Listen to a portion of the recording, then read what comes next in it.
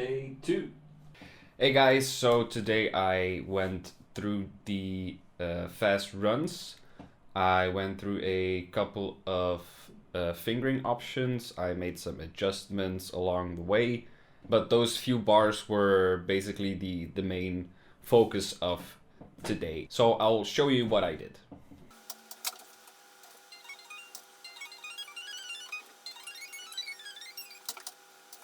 So what I'm doing here is I'm going through the solo, I'm playing along to my fingering, what I came up with, and I am making adjustments accordingly and just trying to figure out what my best options are. Okay, first I wrote out a possible fingering for the rest of the line. And then I made edits and tried to play along with the recording, and there were some spots that I didn't get quite right. So I altered the fingering and stuff, and this is a point where it's very tricky. And it's he's playing a little fumbly there, so this is my estimate of what's going on there. And this might very well be one of those points that gets changed once I get it up to a certain speed, so that this whole jumbling and fumbling just isn't possible from a certain tempo. So we'll see how that goes. But I think this is the best possible way to play this. Like, this is a choice I made to go like this. It might seem a little strange to jump from there to there, but it gives it a better flow for my feeling. And then little decisions like having this G flat. I first had it here, but with all of this going on and these double B's and all that, this one worked better if I played it on the first string. So, but with this fingering, that felt unnatural, so I put this one there. Obviously, I did this while playing, not while thinking and writing.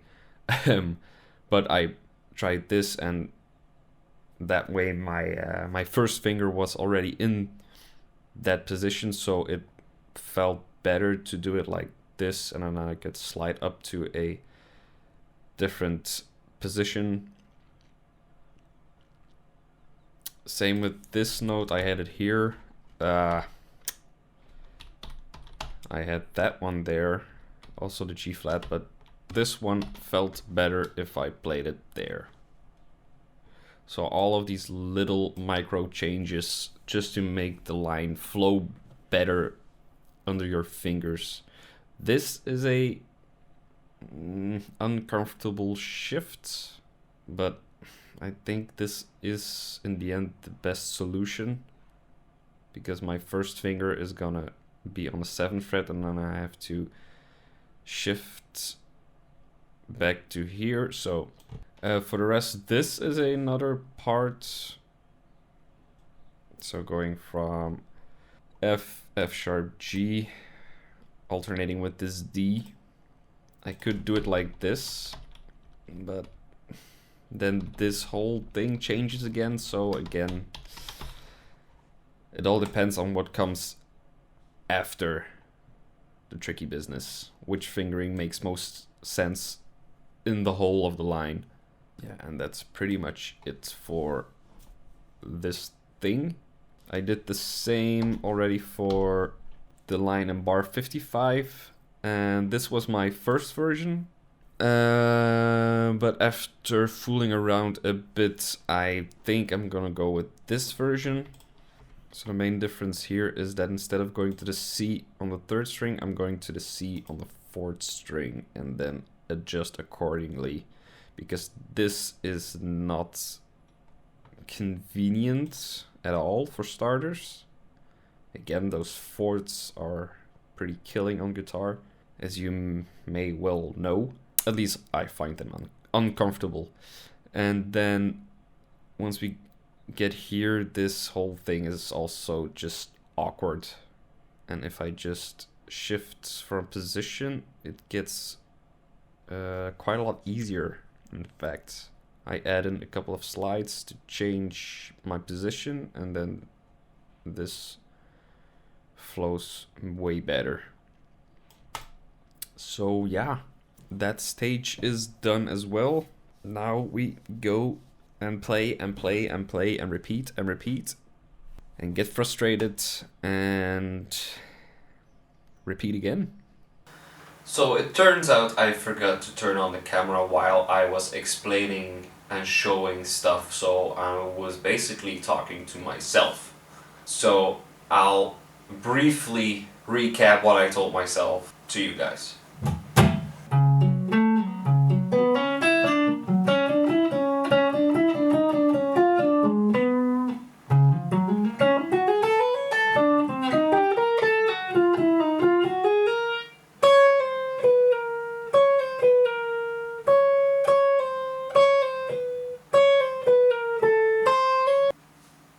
And I forgot what I modified because I didn't write it down.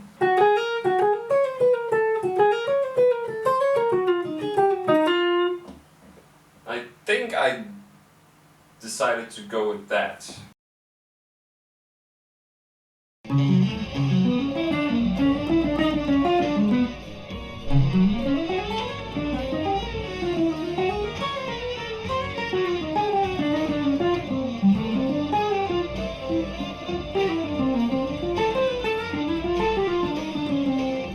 Because it's a lot of fumbling, there's a lot of fumbling going on around here.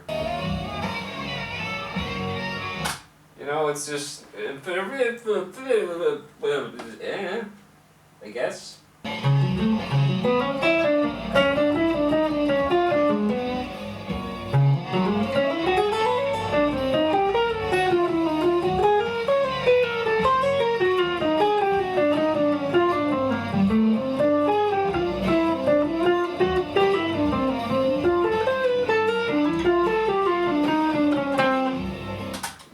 So that's the line.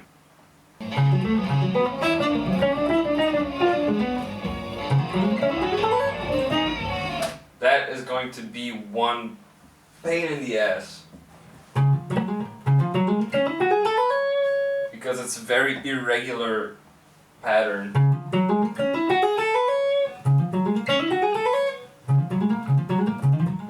See? I already have the tendency to go when it's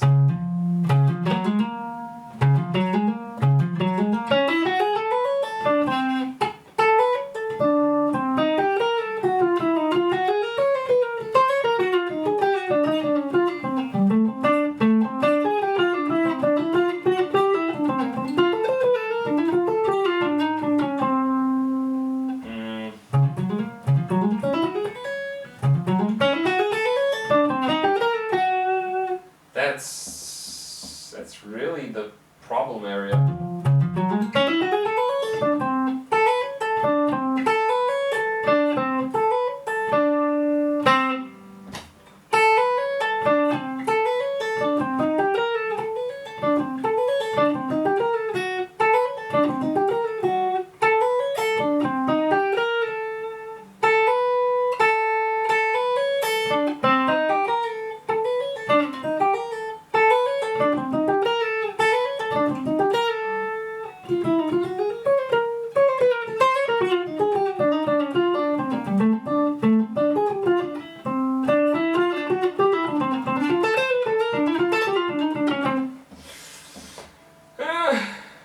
And this is just 50%.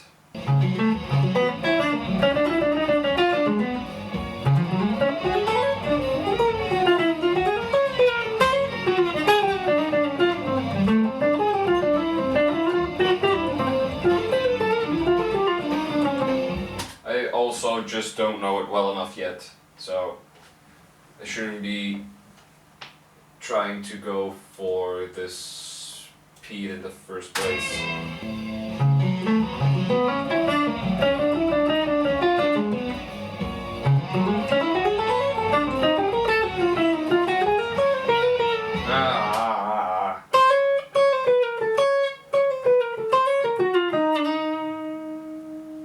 It's also gonna be interesting to see what's gonna work best for the right hand. Like where will I be able to give like a little push when I pick? It's like a little push. I'm probably gonna be using mostly legato and sweep picking or economy picking, whatever. Time will tell. Alright, that's it for now. All that's left to do is memorize the line or lines and then just basically get everything up to speed. Maybe some closing words on the speed thing. As you can see, obviously I'm going very slow at the moment because that's obviously the first stage. I have to get everything in my fingers. I have to get acquainted with the lines and how everything flows and where everything goes, blah blah blah blah blah. And from then I am going to gradually increase the speed, but it's not necessarily to like push my technical limits. It's more of a way to test how well I know the line. So if I have any glitches in my thinking or in my memory or something, they will show. They will pop up in the places where I'm still a little fuzzy on how the line goes, or I'm not quite sure how the fingering goes. So those spots will become very apparent and very clear, and they will tell me where I need to focus a little bit more of my time, and then I have to slow it back down and build it up like that again. So I personally don't use like this incrementally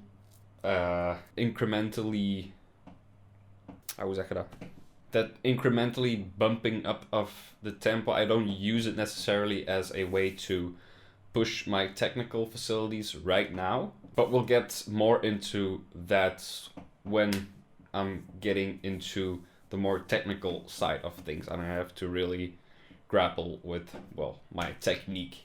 So there's a couple of strategies you can use and apply to increase your technique and get better and raise your ceiling, so to speak, but all in due time, and I'm very excited to share that stuff with you. It's all geeky stuff, but all right, that's it for today.